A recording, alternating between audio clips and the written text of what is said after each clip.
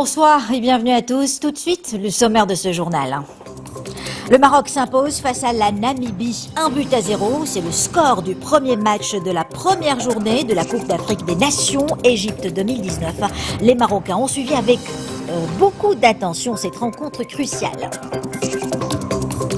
65,55%, c'est le taux de réussite aux examens du baccalauréat cette année. Les résultats ont été annoncés ce matin par le ministère de l'Éducation nationale. Ils seront affichés demain dans les lycées. Nous avons suivi les préparatifs dans les établissements de Fès. La RAM lance la desserte directe Casablanca-Boston après les liaisons aériennes directes vers New York, Washington et Miami. La compagnie nationale dessert depuis hier la plus grande ville du Massachusetts. Cococo Toc Toc en français, c'est le nom d'un groupe qui brise tous les codes de la musique. Ces ingénieux Congolais de Kinshasa ont créé une musique alternative qu'ils ont fait découvrir au public du festival Mawazine hier soir.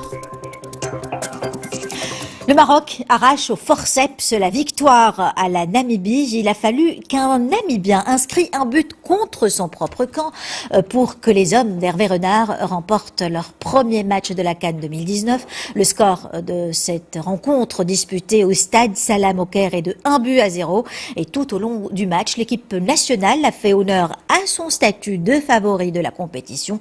Les statistiques sont formelles, 62% de possession de balles. Les Marocains ont suivi avec beaucoup d'attention ce match fatidique sur leurs écrans. Othman Mercado, Brahim Haboub, Jamal Ouaya. La délivrance, plus que la joie, se lit sur les visages des supporters massés dans les cafés de la capitale économique. Le Maroc a obtenu les 3 points si importants pour son entrée en lice à la CAN 2019 et c'est tout ce qui compte ce soir. On est content du résultat. 3 points, c'est l'essentiel pour débuter cette compétition et se qualifier pour le deuxième tour. Ces 3 points, c'est le principal. On espère que ce sera pareil le prochain match. Ultra favori face à la Namibie, les Lions de l'Atlas ont attendu 89 minutes pour faire trembler les filets adverses. Les supporters ont eu du temps pour se faire du mouron, pour stresser tout au long d'une rencontre pas très bien maîtrisée. On savoure ces 3 points. On espère que le prochain match, on prendra également les 3 points et qu'on passe au second tour. C'est bien de commencer une compétition comme la CAN avec une victoire. Les 3 points sont suffisants. On souhaite bonne chance à l'équipe. La victoire 1-0 du Maroc face à la Namibie laisse 5 jours de répit aux supporters. Vendredi prochain face à la Côte d'Ivoire, il faudra de nouveau un énorme soutien de tout un peuple pour permettre aux Lions de l'Atlas d'obtenir un bon résultat. Et le match à peine terminé, les milliers de supporters marocains n'étaient pas déçus de ce résultat positif. Pour les Lions de l'Atlas, à la sortie du stade Salam du Caire, notre envoyé spécial Adil Lultete a pu constater sur place l'enthousiasme des fans venus encourager l'équipe nationale. 89 minutes, c'est le temps qu'aura duré le calvaire des supporters marocains présents au stade As-Salam. Le but salvateur contre son camp de Keimouné a suffi pour soulager tout un peuple. On est fiers pour le Maroc. C'est vrai qu'on a souffert pendant tout le match.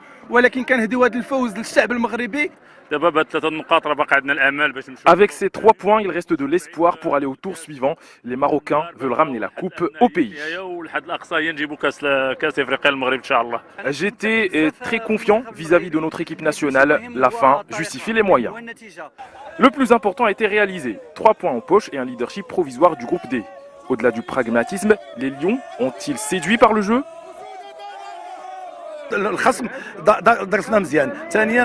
L'adversaire nous a bien étudiés, le climat nous a vraiment handicapés, mais le plus important, c'est la victoire. Nous avons une belle équipe. C'est une belle équipe, c'est un bon début pour un début comme ça, mais on espère... Mais on espère la victoire pour le Maroc et la succession pour la prochaine groupe, Inch'Allah. Et vive le Maroc et toujours le Maroc, Inch'Allah. C'était un match moyen, malgré tout. Nous avons vaincu. Bonne chance au Maroc pour la suite. Tout le monde est conscient de l'importance de débuter une compétition telle que la CAN par une victoire. Désormais, c'est chose faite. Toutefois, il faudra réajuster le tir car les adversaires à venir sont loin d'être des enfants de cœur. 65,55%, c'est le taux de réussite aux examens du baccalauréat cette année. Les résultats ont été annoncés ce matin par le ministère de l'Éducation nationale.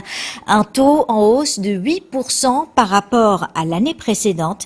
Un total de 212 169 candidats scolarisés de l'enseignement public et privé ont été admis lors de la session ordinaire de juin et plus de 51% ont obtenu leur bac avec mention. La meilleure moyenne a été obtenue au niveau de l'Académie régionale de Rabat Salé Kenitra dans la branche sciences mathématiques B section française avec une moyenne de 19,40. Et Fès a enregistré un taux de réussite supérieur à la moyenne nationale. Les résultats déjà disponibles sur le site du département de tutelle seront affichés demain dans tous les lycées de la ville, comme c'est le cas dans le reste du royaume. Pas de repos dominical donc pour l'administration et les corps enseignants. Durant tout ce dimanche, ils se sont attelés à l'impression et au classement des relevés de notes des candidats. Une opération particulièrement scrupuleuse, comme vous allez le constater dans ce reportage de Sarah Jabri et Driss Cohen. 14h au centre régional d'examen à Fès, dans la cellule informatique, des agents administratifs sont à pied d'œuvre pour imprimer les relevés de notes ainsi que les diplômes des élèves ayant réussi l'examen du baccalauréat. Dans une autre salle, une équipe est chargée de classer minutieusement ces diplômes.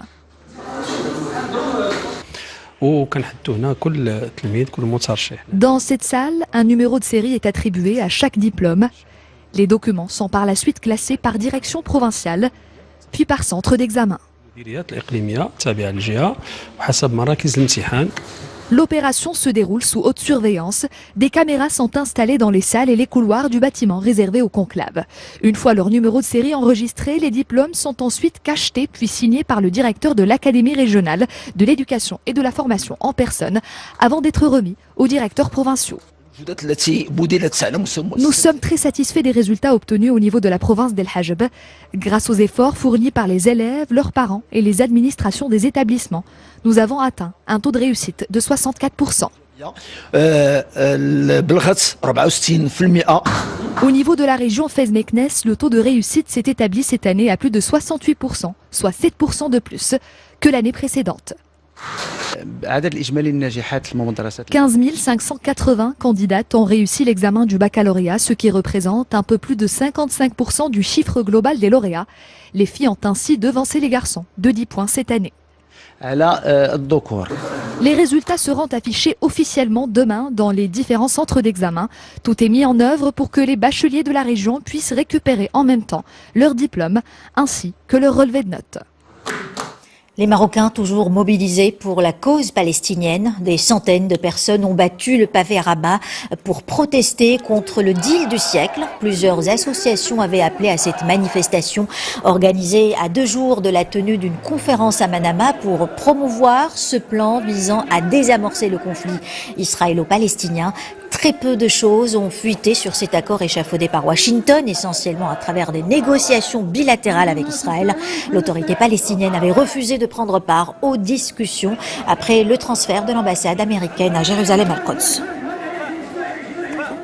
En Mauritanie, Mohamed Ould Abdelaziz se proclame vainqueur de la présidentielle, une déclaration faite au lendemain du vote pour le premier tour des élections présidentielles sur la base de 80% des bulletins dépouillés, et cela en présence du président sortant Mohamed Ould Abdelaziz. Ce scrutin doit marquer la première passation de pouvoir entre deux chefs d'État élus dans ce pays de 4,5 millions d'habitants, secoués par de nombreux coups d'État de 1978 à 2006, date du putsch de Mohamed Ould Abdelaziz, qui était alors général. Et en Éthiopie, un putsch avorté a coûté la vie au chef de l'armée.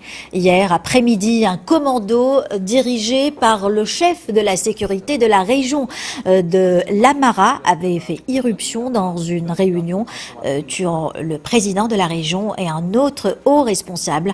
Le chef d'état-major des forces armées éthiopiennes a été assassiné à son domicile par son garde du corps dans ce qui semble avoir été une attaque coordonnée selon Addis Abeba.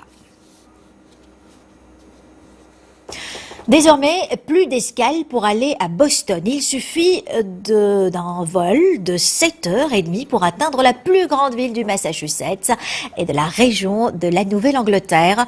Après les liaisons aériennes directes vers New York, Washington et Miami, la Royal Air Maroc a inauguré sa nouvelle ligne Casablanca-Boston. Le premier vol de la compagnie nationale est arrivé hier. Mamadou Dieye et Abdrahim Wahdiwi.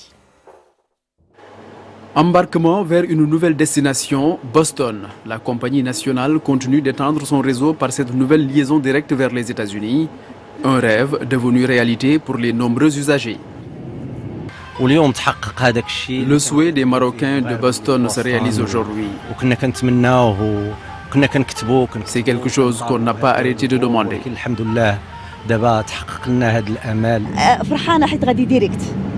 Je suis heureuse. Le temps pour aller à New York est désormais le même que pour aller à Boston.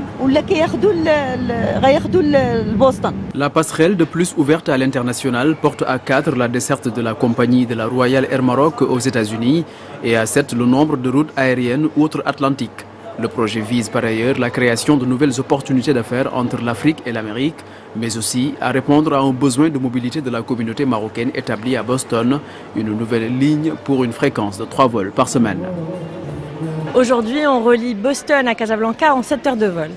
Boston, c'est là où il y a le plus de Marocains résidant aux États-Unis. Boston, c'est une des plus riches villes de la première puissance économique mondiale.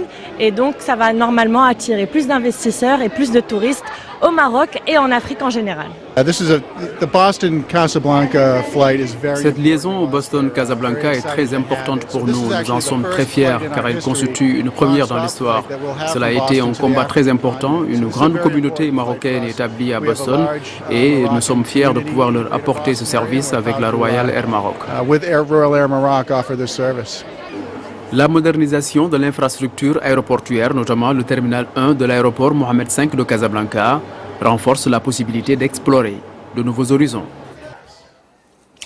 Yoga, Bikram, Kundalini ou encore Ashtanga, tous les types de cette discipline inspirée de la philosophie indienne n'ont plus de secret pour ceux qui ont participé au festival Epic Yoga. La première édition a eu lieu à Marrakech ce week-end et c'était l'occasion pour les amateurs de cette discipline de prendre part à des masterclass. Isa Sharqi et Mohamed Hima y ont aussi participé. Acteurs du monde du yoga, penseurs et musiciens se sont réunis lors de ce festival dédié aux amateurs de cette pratique ancestrale. Un événement auquel ont participé plus de 30 professionnels du yoga venus des 4 coins du monde. On a monté le festival dans l'objectif de réunir le yoga, la musique, les arts et de valoriser la culture africaine et marocaine. Avec des professeurs qui viennent de Los Angeles, de Londres, de l'Afrique du Sud, du Kenya, de l'Europe, de partout dans le monde. Je suis très content d'être là pour le cours de Open Heart. Donc on va travailler sur toutes les ouvertures de cœur aujourd'hui. C'est vraiment un festival qui me tient à cœur pour le coup et jusqu'ici ça a été incroyable, il y a des participants incroyables et les professeurs sont incroyables.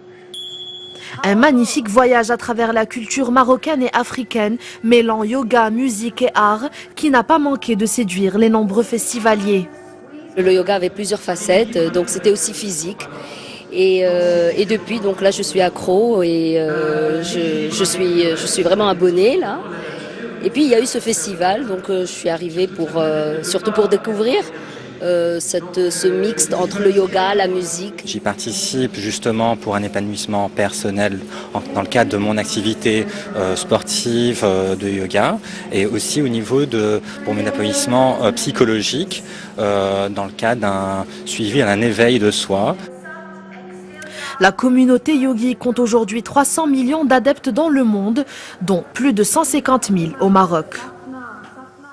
Je vous propose à présent de découvrir un rappeur qui porte bien son nom de scène, Youssef Ardim, plus connu sous le nom de l'artiste, a enflammé la scène de l'OLM Suissi hier lors de la 2e soirée du festival Mawazine. Son concert a même battu des records d'affluence, comme l'ont remarqué Rita Saha et Hicham Bahlaoui. Dès son arrivée à la Villa des Arts de Rabat, Youssef Akdim est accueilli par de nombreux fans, tous impatients de prendre une photo avec leur chanteur préféré. Direction ensuite l'incontournable conférence de presse où l'artiste a rendez-vous avec les médias nationaux et internationaux. Pour sa grande première à Mawazine, cet amoureux et grand habitué du Maroc s'est confié sans langue de bois. Le rappeur franco-marocain s'est d'ailleurs dit fier de participer à un festival d'une telle envergure chez lui, au Maroc. Franchement, par rapport à mon travail de d'habitude, comme tu dis, comme je suis en concert ou en showcase, il y a beaucoup de pression, il y a beaucoup de gens, mais ça m'amuse. J'ai fait le jeu, ça me plaît. Là, on finit un petit peu de parler un peu avec tous les médias, que tout le monde soit content, que tout le monde ait toutes les réponses qu'il attend. Et après, nous, on va se reposer, faire les balances. Et c'est parti à 22h pour le show. Un show sur la scène de l'OLM Swissy qui a attiré des dizaines de milliers de mélomanes. D'entrée de jeu, l'artiste annonce la couleur.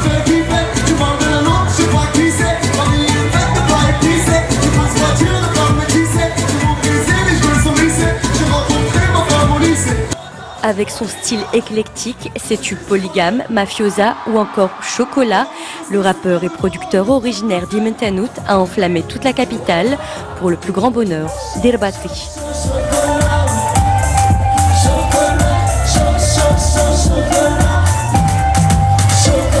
جيت لهنا غير حيت كيعجبني الارتيست وحافظ اغاني ديالو بحال شوكولا ومافيوزا وهيبوكريت بوليغام هادشي اللي كيعجبني.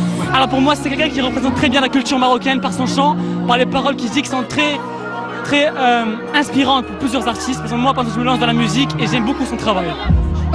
C'est un artiste qu'on aime beaucoup, c'est un artiste marocain en plus, donc on vient le voir, le marocain dans le sang. Quelques heures après le show, nous retrouvons l'artiste détendu et heureux de son concert de la veille. L'interprète de Phénoménaux ne s'attendait pas à un tel succès. Je suis très fier que les Marocains ont répondu présent. Mes frères ont répondu présent.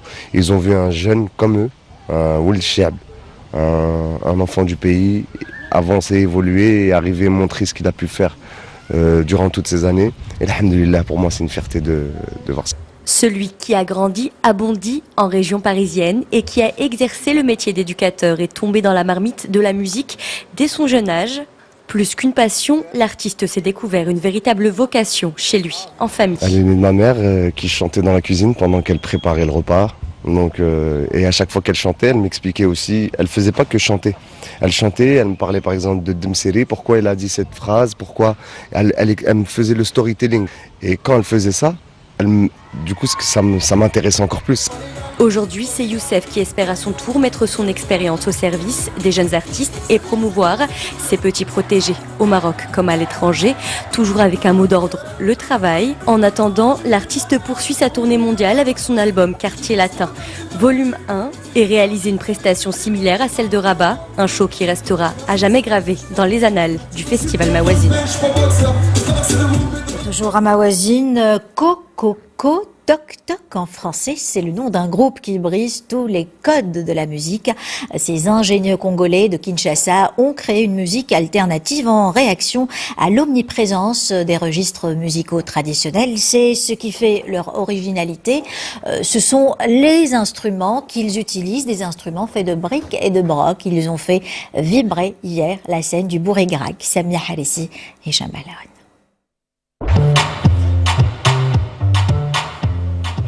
Ce son, à la fois cristallin, métallique, groove et punk, n'appartient qu'au Coco. Ces musiciens autodidactes ont fait un pied de nez à l'adversité en créant eux-mêmes des instruments qu'ils ne pouvaient pas acheter. Ils fabriquent des guitares à une corde, des harpes montées sur des vélos ou encore des percussions à partir de casseroles ou d'autres ustensiles. Auparavant, on jouait d'abord la musique avec des instruments normaux, mais c'était un peu difficile pour à chaque fois louer. Et puis, on a eu des initiatives de créer nos propres instruments par tout objet de récupération qui résonne bien. Ça nous inspire de créer l'instrument par rapport au son qu'on attend. Les sons, on ne voit pas les sons, on écoute les sons. Nous, on allait dans le poubelle pour ramasser des trucs, pour créer d'autres instruments, les guitares, les batteries, Mais maintenant, ça vient, la réalité vraiment, on joue avec nos propres instruments. On fabrique avec des bois, des marmites, avec des bidons. Après leur balance, les Kokoko retrouvent leur public de la scène bourgreg. Les rois de la débrouille chantent de tout, de la rumba congolaise au hip-hop futuriste, en passant par le raga. Une créativité que Xavier Thomas, alias Desbruits, a été l'un des premiers à découvrir.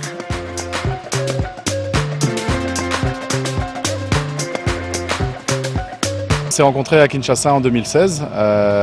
Moi, j'ai été invité par un réalisateur de films qui s'appelle Renaud Barret, qui filmait à l'époque un film sur les performeurs, les artistes performeurs plutôt en art contemporain dans les rues. Le film sortira en novembre, s'appelle System K. Au bout d'un mois, on a décidé de faire un groupe ensemble et c'est comme ça que Kokoko est né.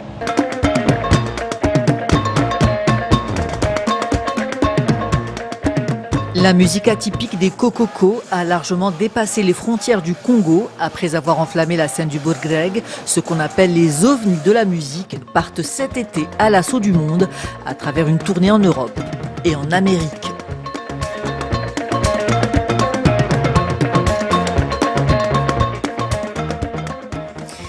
À Essaouira, le festival des Gnawas s'est clôturé hier soir en apothéose. Les sons du saxophone et de la guitare électrique de Suchela se sont harmonieusement mêlés à ceux du Gembri et des Krotal de Hamid Khasri. Les deux artistes ont galvanisé le public littéralement en transe. Plus de 40 concerts étaient au programme de la 22e édition du festival des Gnawas.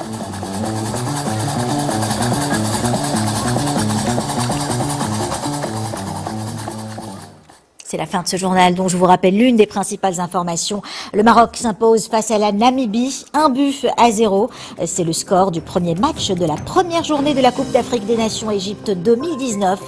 Les centaines de Marocains qui ont fait le voyage au Caire pour encourager l'équipe nationale ont suivi cette rencontre cruciale avec beaucoup d'attention et n'étaient pas déçus à la fin de la rencontre. Voilà pour l'information de ce dimanche. Merci de votre attention. Vous pouvez revoir ce journal en replay sur le site 2m.ma à 21h15. Le journal en langue arabe avec Hicham Ralfaoui. Et puis demain à 20h15, Mahdi Sofiane. Passez une excellente semaine.